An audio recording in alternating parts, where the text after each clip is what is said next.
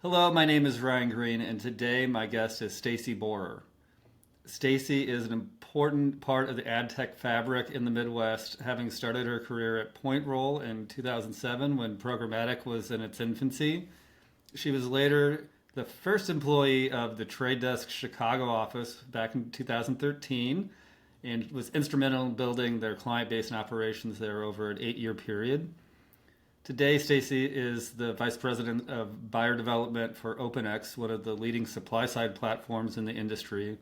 She's also recently been recognized by Ad Exchanger as one of the top women in ad tech in 2024. Welcome to the show, Stacy. Thanks for having me, Ryan. How are And you? congratulations again on your award. That's great. One of my former colleagues, Savannah, won the same year, so I'm proud of both of you. Amazing. I'll see her at a dinner coming up in New York then. That's awesome. Yeah. We met initially through the Trade Desk. What initially attracted you to that company, and what was the most challenging part about opening an office and operations for an ad tech company? Sure. Well, it was 2013 at the time, and I was working at a small company called Kinetic Social. And life was good. I was hitting my targets. I was in sales as an individual contributor. And then something called self-service emerged. And from a social standpoint, everyone that I wanted to get business from wanted a self-service platform. And Kinetic Social was a managed service platform. And I was hitting my head against a wall. And a small company that no one had ever heard of called the Trade Desk called through a recruiter. And they were a self-service platform. At the time, I was also selling a product built on top of AppNexus. And this is where I become a little dorky in my answer. But if you remember, AppNexus is on line items, and the Trade Desk was on and is on bid factors. And the reporting that I could get, that HD reporting, do you remember that back in the day? I do. Answered everything that my clients wanted that I couldn't give them at the time. And on top of it, it was self-service. So it became a no-brainer. My boss at the time, Steve Dipsky, that I always tease him for this. He's like, you don't want to go to the Trade Desk. It's another DSP. Nobody needs another DSP. Fast forward 8 years, or now it's 11 years, and they're clearly one of the winners in the space. They definitely are, and that history that you've had of being able to be employee number 30 somewhere in there, and being able to see the growth of the Trade Desk that's now publicly traded and has $1 billion market cap or something like that. Such a foundational experience. What was it like to be on the ground floor there? What things did you quickly have to learn, and what was your viewpoint on any stories you want to tell? Yeah, so one of the stories that always comes to mind is from a former manager, Dan Bertone. And one day I was walking. Do you know Katie Friday? I Shout do. out to Katie Friday. She leads that office now. And we were walking into Mindshare, and Dan Bertone calls my phone, and he's like, "What are you doing?" And I said, "I'm walking into Mindshare with Katie." He said, "Go back to the office and call me." But we're walking into a meeting. Go in a cab and call me. Let Katie do the meeting. So I did that. I went back to the office and I called Dan and I was like, "What's up? Why am I in trouble?" And he's like, "Do you ever want to scale this business?" Yeah. You're never going to scale it if you think you're going to be in every meeting. Everyone has to be better than you, not as good, but better than you if you want to really scale and fast.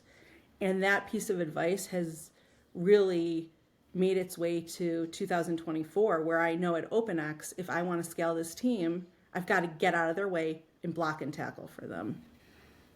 Yeah, that's really interesting, and it mirrors, I think, some of the growth that I had. I was the first employee of Coegi, and there was a long time where I felt like I had to do everything. I needed to do billing reconciliation. I needed to do campaign management. I needed to be on every account meeting, and at a point where I was able to let go and say, it's more important for me to empower other people, to work through them, to produce producers, as I like to call it, is so significant. So I wonder if we learned that at the same time serendipitously at our original companies.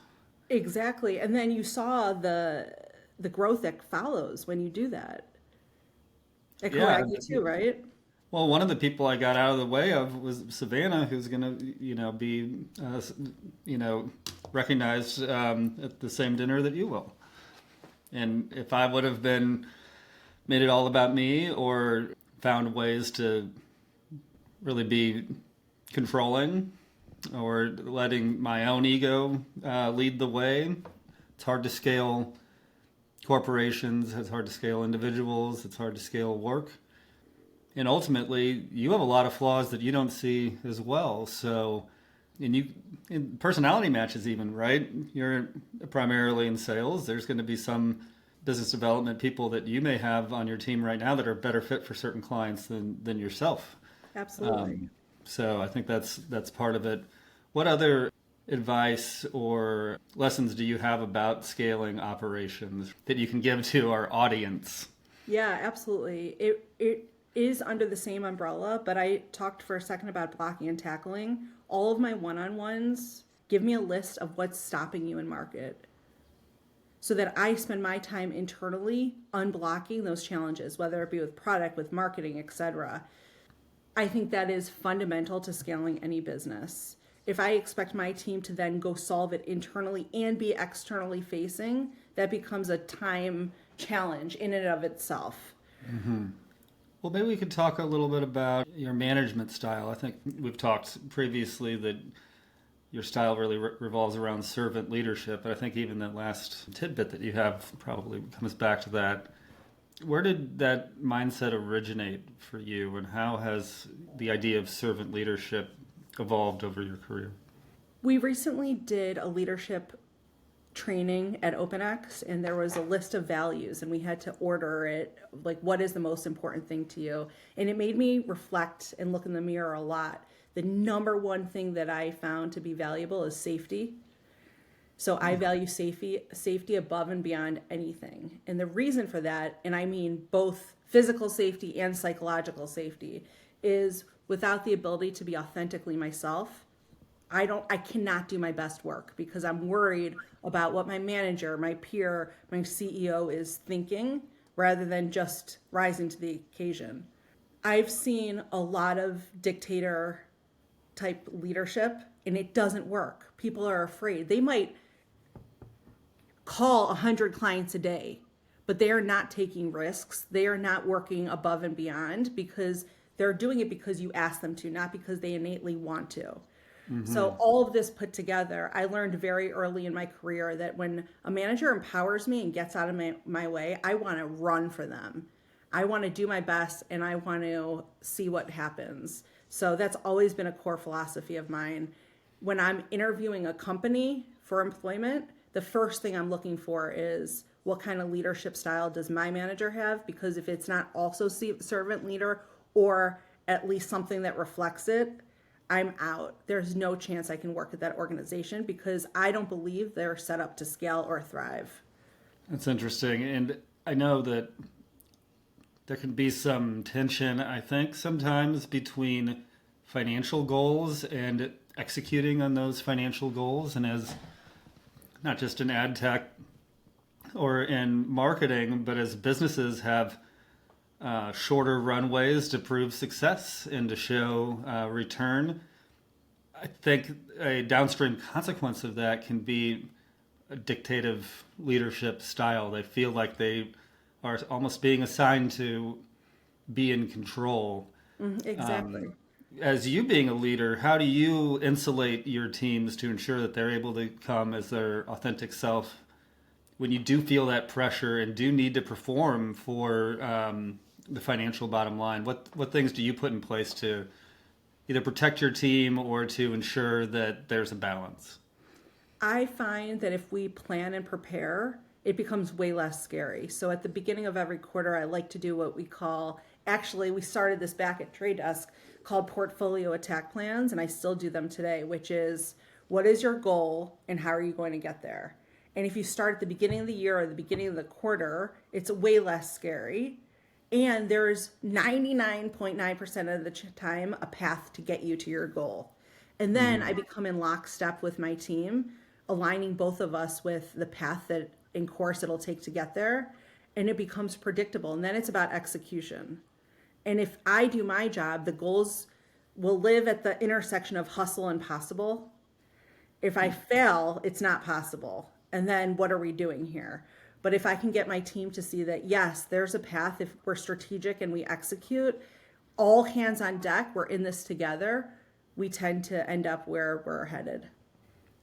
So having that either annual or quarterly plan of attack, you feel justifies the kind of spreadsheet imperative that finance may be giving you, while still allowing for psychological safety for your team to understand the challenge in a clear, direct way, while also being able to empower them to define the KPIs and how they're going to address that challenge? Yeah, I mean, part of my job is to inspire the team to see that it's bigger than just their number. We're marching towards something bigger than any individual. And I'm so lucky because my leadership team listens to me. So when they come in and say, you've got to do $10, and I'm like, are you out of your mind? $10 is impossible. We usually get to 8 as a team. And then it's my job to take the delta between the bottoms up, what my team actually thinks is possible, and get them to believe in the probable. And Yeah. right now, knock on quartz, we're pacing at 115% to goal for the year. So I'm pretty pumped. Well, let's talk about why you're pacing so far ahead. Then OpenX, obviously a big leader in the industry, and I know really is banking, at least publicly, on transparency. You know, we know made for advertising sites are a hot topic right now, especially on the supply side. How is OpenX addressing inventory quality and pricing transparency? In October 2023, we came out with a pretty tough stance against made for advertising websites, which is we eliminated all of it in every direct deal that we sell. So we took a hard pass and said, if we're creating or curating deals for you, you will never see MFA in any deal. Now, there are still advertisers who want to access it because it performs. And when you say advertisers, you may also be referring to agencies? Correct. Agencies, brands, and even technology partners that we work with who want it for clicks. So if they want that, they have to include it in their inclusion list. And that's the only way to access MFA with OpenX. And so you say performs. I see some air quotes there for anybody who's listening on audio. Why did you use air quotes? What is, and you were saying really that is coming down to clicks and maybe even, put some words in your mouth here, lower CPMs. For sure. So that when you're looking at programmatic as a channel in an aggregate, that you see a low CPM and a high click-through rate coming through, even though you're not necessarily seeing the source of where that is coming from. You're seeing that all clicks look the same and all impressions are created equal. Yep. And the question is, how much does it really yield brand loyalty if you're not truly engaging with the ad? Or sales for the product, right? Yeah. That is that's quite the big question. And why do you think brands, agencies, your technology partners, why are they maybe addicted to the low CPMs and high click-through rates, even if they're, in environments that they're not proud of or coming from sources of clicks that they may not be writing home about either? Why are they addicted to this? Why is this still part of our industry for so long? I mean, you and I have been talking about this for damn near a decade at this point. Why is this still something that's so hard to eradicate out of the system? Old habits die hard, but with the cookie eventually deprecating, I think real outcomes will emerge as the number one KPI rather than vanity metrics. And when that happens, I think we'll see MFA sites really struggle to make their ends meet the way they do because they're operating on razor thin margins as it is. that I don't know what they do when there's less people optimizing to it. And I think another challenge is that, especially for a company like OpenX, taking a hard stance against MFAs, as a lot of people in the industry, a lot of companies in the industry are, but some aren't. And there are competitors of yours that will say, I'll aggregate that traffic and I'll Monetize I'll it. profit from this. It's free money sitting out there, right? So there's incentives for nefarious players in the ad tech space, the ones that are creating these sites, the ones that are able to be intermediaries to profit off of it. They're going to exist. And as long as there's still dollars flowing through, there's an incentive to do that. The good news is we're seeing an increase in the amount of brand engagement for SPO we're seeing. Yeah. So And define SPO for the audience. yeah, supply path optimization. So understanding the true path of every impression that you're purchasing. Where did it come from? What did you pay for it, etc. It feels like 2014, 15 when brands were like, wait a second, what is this MSA with the trade desk that you're having me sign agency? Like, I need to know where my dollars are going. All of a sudden, brands are like, wait, hold on. I want to understand SPO too. And with that, I suspect will become pressure to optimize to real world metrics. So you're seeing, in simple terms, more brands that are interacting directly with OpenX versus always going through a DSP or always going through their agency. You're having more brand direct relationships, That's even on right. the quote unquote supply side. Yeah. Um, So it's like that's really interesting. they're coming to the table. They still want their agency involved in executing, but they're asking the questions that agencies often asked a few years ago, which is where do my impressions come from? What's the path? How direct is it? How premium is it? What am I paying for it? Are there any brands that are facilitating direct contracts with you? Sure. Absolutely. And what are those contracts entail, and how are they different than with an ad tech partner or with an agency? So those can come in multiple forms, but it's similar to an MSA with a DSP. It's a volume-based agreement based on committed spend or endeavors. Interesting. So the rate goes down based on how much you spend, of course. There is incentive, and I would, recommend at least brands to consider starting to form closer relationships with publishers and certainly with the supply side. So for any of the brands that are listening to this, there is advantages to having representation and contracts even with supply side vendors. You can have a lot more clarity. You also have somebody you can go to when there's a problem, right? Absolutely. You're going to have a voice, and it's not buried underneath subcontract under a subcontract. So that helps transparency generally for a brand, not just as a slogan, but in practice to be able to have a relationship with OpenX or with Stacey, and a lot of the talented people that work on the supply side that, by the way, are doing an important function for the open internet. The publishers are dying right now of people Absolutely. seeing the struggles that content providers, that journalists are having, local news in particular. They need representation there too, and our democracy and our discourse needs to find ways to remain profitable, and advertising is one of those ways too. What's OpenX doing to try to help the publisher bottom line here as well, and what things are you doing to ensure that both the buyer and the sell side are maximized to their fullest potential? That's a big question because our primary customer at the end of the day are our publisher partners. And I would put every answer I have under the core umbrella of addressability. If we can continue to make the open internet addressable, we will better monetize by 30% CPMs for publishers. So that means integrating with all alternative IDs. We have an identity graph that is super robust that often gives us a leg up to bring back higher CPMs for our publishers.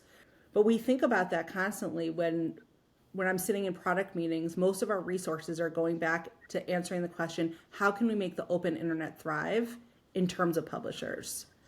So whether it's helping them bring their first party data or second party data to market, or integrating with identity solutions, our product roadmap is filled with answers to that question.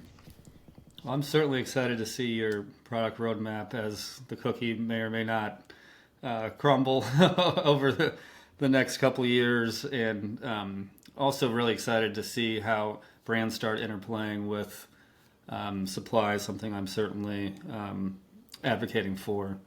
And I was thinking I may have made it seem like SPO is all about pricing. It's not. It's a benefit of SPO, the Sure.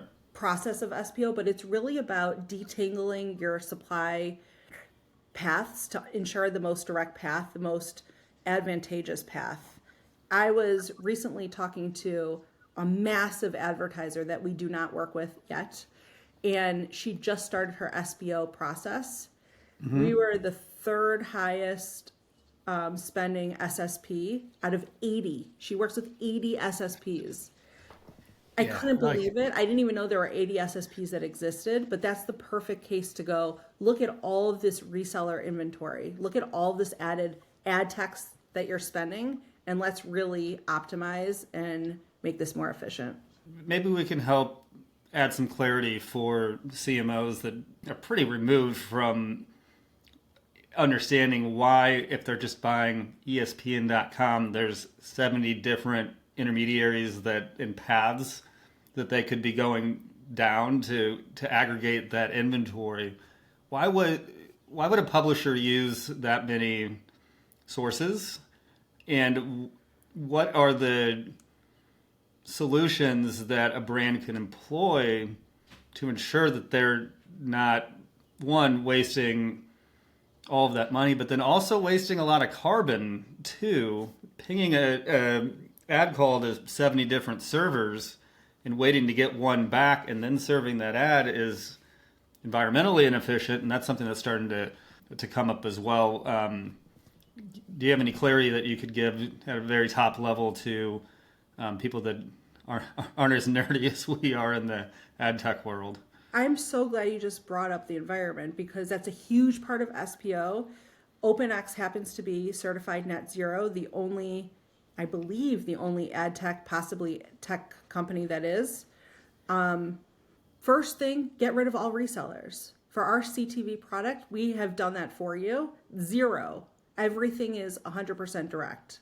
So there. And how do you know what a reseller is and who like an actual legitimate aggregator of inventory is? I mean, you can call out names if you really want to, but how would a brand know the difference? Any of the SSPs that I consider tier one, you should be able to say to them, I want direct only. And they should say, fine. That should be a different list. That should be a block list for several, especially within CTV. Yeah. Think about apps that you're looking at on your TV. You can get that source from so many different paths. Just HBO, I can get from Hulu, I can get from Stars. There's so many paths to get it. Sure. So you want to understand the exact path it took for every impression that you bought. The SSPs should be able to tell you. We have what's called bids reporting. It's a super granular, transparent report that gives insight into the bid stream and the supply path. If you're working with a tier one SSP, they should give you that. Top Women in Ad Tech Award. Super excited to hopefully see your speech. But to prepare for your speech, let me ask you a question. What is your superpower? It's such an embarrassing question. Is it? I didn't mean for it to. You're like, brag. Yes, I kind of am. I guess I am saying it. What's your secret power? Maybe not your superpower. Secret power? What's something? What's the thing people don't know? Okay, I'll about tell you. Stacey? This is both to my credit and detriment. Both makes me strong and is my hell on earth, which is I feel everything. So the person sitting across from me, I usually am also feeling what they're feeling. And this makes me coach better, understand my clients better, the way they're seeing the world, so that I can shape my support of them to reflect it, but that also means that I'm going through all the emotions alongside them. And when comes pain, it sucks. But when it comes to challenges that we need to overcome as a team, it always means that I have a superpower and an advantage. So on the Myers-Briggs, you're more of the F than the T, I think. In For the sure. if that's is Myers-Briggs even one people use anymore? Maybe that was antiquated in showing that I'm 40 years old and not using the right personality tests. But I do think it's important. One of my catchphrases, and I stole this from Goodby and Silverstein. They did a master class, I think. But it's sit in the CMO's foxhole. And to me, that means understanding with your left brain what a business and what their marketing function needs, but it's also feeling what the pain that they feel or celebrating in the wins with them. I think the best marketers have to be both evenly left and right brained. I think that's why marketing is so challenging, because you do need to be able to go back and forth between both. But we, especially on the media side, probably underestimate and undervalue intuition, emotion, just connection with our clients and probably to a less degree our employees. I think as a managers, I think we're Even our advertising campaigns are trying to figure out sentiment. sure. I think there's an art and a science, and AI is going to integrate into everything we do, but it's never going to replace knowing that something happened on the other side of the world and we have to adjust accordingly. What is something that you have changed your mind about since you've started your career? Ooh, God. Well, I go back and forth on this. I want to start my own business. Or do I? Back and forth and back and forth. But I dream about it, and I'm taking inventory right now if I think I can do it, and then one day I will go for it. So are you just watching me to see if I can do it Yes, first? exactly. I'm your guinea pig this whole time. I I think mean, it's I went back awesome. and forth for years on it too, obviously. I think it's so admirable, and it takes a lot of courage. And I'm so excited to support you along your journey. Well, I appreciate it, Stacey, and certainly you could text me with any questions. I'll give you an unfiltered look as much as I can. One of the things I've learned even in the last 2 months of starting this is that I know this isn't for everybody. And there's nothing, and while we've been kind of told that entrepreneurship or owning your own business is like the path, it's not the only path. That's BS. And there's certainly something to finding great organizations, being able to have resources and teams. I certainly miss the teams. But then there's also personality types that even outside of the work, it's good to be able to be your own boss. Certainly parents, I think, can have an advantage with it. But certainly wait and see, and I'll let you know how things go here. If you were to create a business today, what would it be called, and what would you do? It would be called Next. Next, okay. And there are Is that organizations, copyrighted? Did you go through trademark? Did you have a not trademark yet. lawyer look? Okay, you probably need to do that. I probably do. But I know for sure the mission, which will be to get and retain women in the boardroom. That's a And there great are mission. incredible organizations that do that today. And I think there's an Are you opportunity. part of one of those incredible organizations that do that today? A couple, but Chief, I want to give a shout out to Chief. Mm-hmm. And also, the Female Quotient is an incredible Mm-hmm. organization that brings women to the table and empowers them constantly. So I'm very inspired by those businesses and think there might be an opportunity there. I follow both of those businesses as a white male in the corporate world. So, um, both have, in particular, Chief. I mean, how many people women I've ran into that are part of that organization and just brag on it. I think in the pre-call that we had, you were talking about some opportunities that opened up because Oh, of your it's association with incredible. that network. It's a strong community where everyone has each other's back.